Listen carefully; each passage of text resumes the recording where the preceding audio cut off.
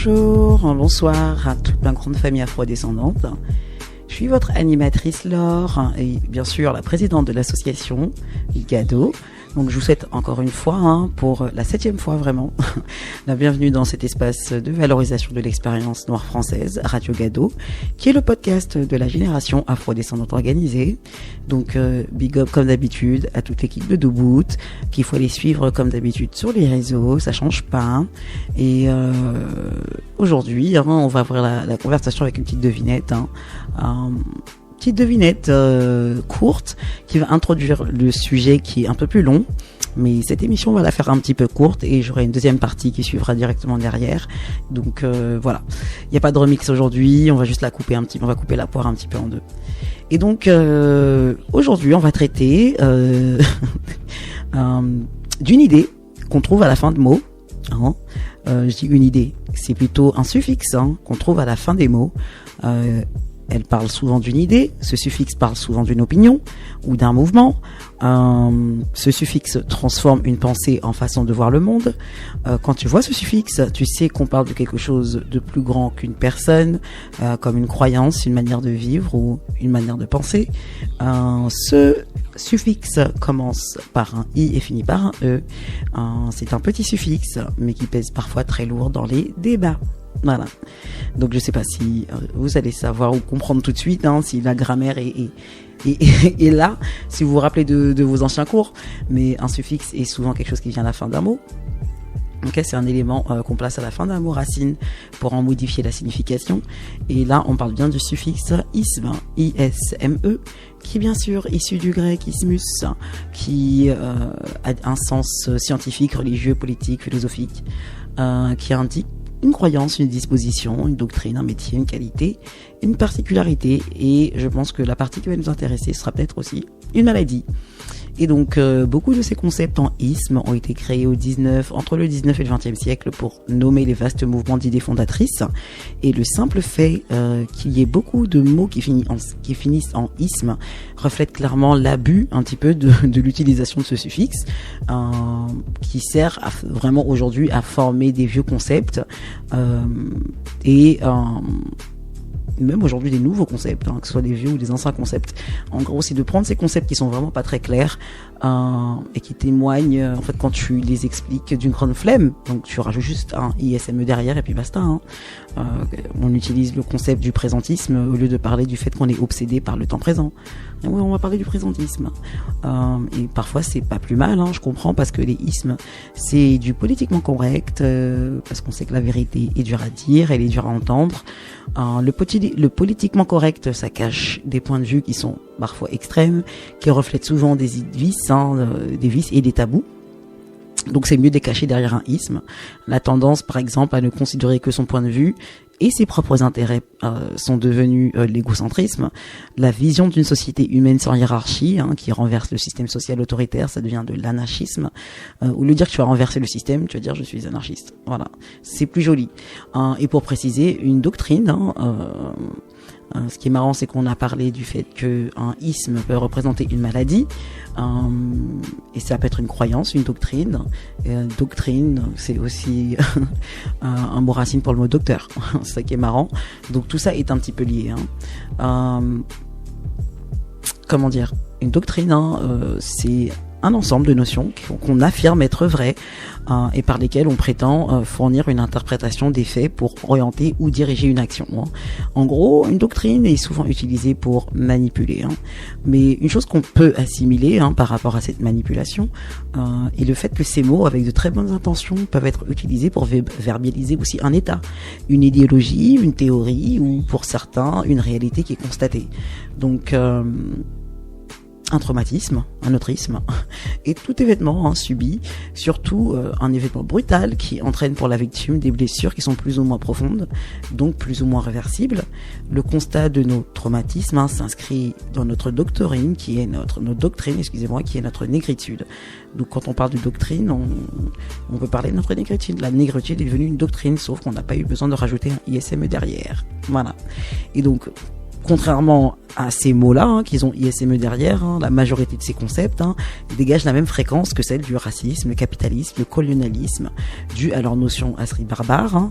Quand on regarde l'étymologie derrière ces mots, on peut même remonter au Centre national des ressources textuelles et lexicales, qui peuvent nous expliquer les racines de beaucoup de ces mots, en parlant de racines, race, le mot race, en lui-même, quand on fait des petites recherches, était à l'ancienne écrit R-A-2-S-E et non R-A-C-E, et ce mot a commencé à apparaître en 1480.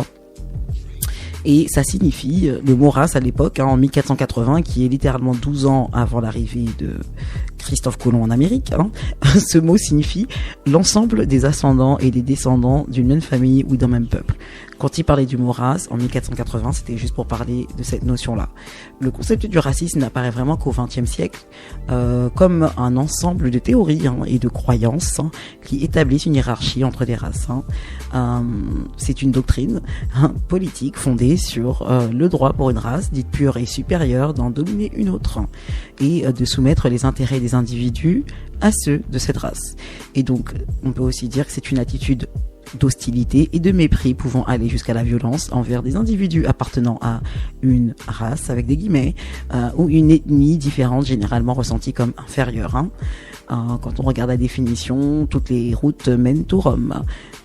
C'est des idées qui sont un petit peu organisées pour manipuler, quoi. Donc voilà, le mot capital, parce qu'on était sur le mot race, le mot capital du latin capitalis est dérivé de caput, qui veut dire la tête, d'où les mots comme décapité ou capiche en italien, qui fait référence à la compréhension, qu'on fait avec les doigts, la main. Et il a ensuite pris un sens de vraiment dangereux ou mortel, comme les péchés capitaux, ou même la peine capitale. Et ensuite, ça s'est transformé en capitalisme au 19e siècle, autour de 1842, et a fait référence à l'état de celui qui est riche, un système économique et social dominé en premier lieu par les usuriers, ceux qui détiennent les propriétés physiques et intellectuelles, bien sûr. La définition. Donc là, on est passé de race, racisme, capital, capitalisme, colonie. Elle subit la même évolution. Elle fait référence clairement au commerce triangulaire au XIVe siècle, territoire administré par un gouvernement d'un pays étranger.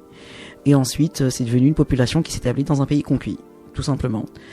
Colonial commence vraiment à être utilisé au XVIIIe siècle pour décrire des troupes coloniales européennes, dont les troupes françaises qui ont été envoyées pour établir les États-Unis d'Amérique. Et le colonialisme, avec le grand ISME derrière, est devenu une idéologie moderne du XXe siècle qui justifie la colonisation, donc l'exploitation vraiment de territoire par un État. Donc au lieu de dire l'exploitation, et on rajoute pas de ISME à exploitation, l'exploitation c'est clair, ça veut dire ce que ça veut dire. Donc quand on parle de colonisation et de l'exploitation, ça sonne vraiment pas très joli comparé à juste colonialisme, un ensemble, juste un ensemble, comme un grand gouffre qu'on peut pas trop expliquer, quoi. Dans tous les cas, tous ces ismes ont pour but vraiment d'exagérer deux concepts qui sont le privilège et l'oppression. Le privilège, c'est le droit ou un avantage particulier en dehors des règles communes. C'est le droit ou un avantage particulier en dehors des règles communes qui est accordé par une autorité. Elle est accordée à une personne ou à un groupe qui est considéré comme digne. Ces avantages sont parfois invisibles pour ceux qui en bénéficient et peuvent se manifester sous forme d'accès facile à des ressources, des opportunités ou des protections. Quand on y pense, on est les premiers et les plus grands bénéficiaires du privilège naturel de ce monde. Le paysage africain est hors du commun, c'est un fait. C'est pour ça que c'était l'endroit idéal pour créer la vie. C'est une terre privilégiée par les forces de la nature, qui s'est reflétée ensuite sur notre mélanine aussi, qu'on sous-estime beaucoup trop. Et je ne sais pas si vous le saviez, mais le carbone qui se trouve dans notre mélanine est le même qu'on retrouve dans la Terre et dans l'univers, le cosmos, d'où la couleur sombre du sol, de notre peau et même de l'univers. Mais notre mélanine a tellement été diabolisée qu'on en oublie ses vertus.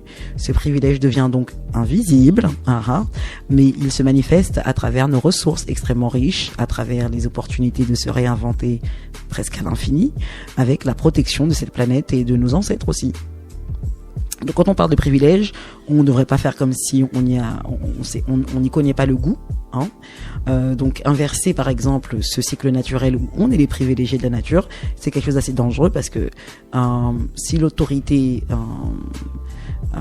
souhaite privilégier ses semblables, hein, donc si la société dominante, qui est probablement en réalité une minorité, souhaite privilégier ses semblables, hein, et mettre en avant juste les besoins d'un tout petit groupe, en réalité, c'est en quelque sorte vraiment tourner le dos à toute l'humanité. Hein. Et ensuite, à ça, tu rajoutes s'aveugler de richesse, hein, d'autres personnes, et tendre la main à toutes les personnes qui souhaitent retourner leur veste. Hein. C'est quelque chose de comment dire ça, c'est pas naturel, c'est contre nature, voilà. C'est plutôt un concept qui est contre nature. Comprendre le privilège, c'est savoir que si la nature donne un certain privilège, c'est forcément parce que elle se découle d'une certaine manière comme un héritage sur le reste du système, du cycle de la vie, hein. Que ce soit de la chaîne alimentaire, hein, chez l'animal, l'être humain et chez les plantes aussi. Ça ne change pas. Voilà.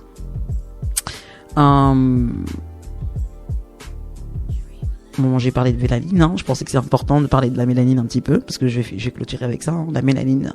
La théorie de la mélanine, parce que je parlais du fait qu'on sous-estimait notre mélanine, et que c'était un de nos privilèges sur cette planète, hein, c'est d'avoir de la mélanine, et qu'on en faisait même une vulgaire théorie, hein, parce qu'il y a quelque chose qui s'appelle la théorie de la mélanine, qui explique que la mélanine est remplie de propriétés physiques, spirituelles, intellectuelles, et même supérieures, hein, donc cosmiques. Et donc la société dominante n'accepte pas vraiment cette théorie, hein, parce que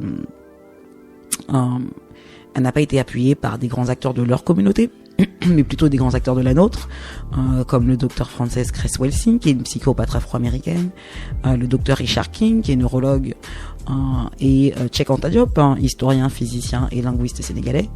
Et eux t'expliquent la valeur de la mélanine, et comme quoi la mélanine face à l'or a beaucoup plus de valeur, hein. Il me semble que l'or c'est entre 60 et 70 $ le gramme, et la mélanine tourne autour de 300 à 500 grammes le gramme, hein.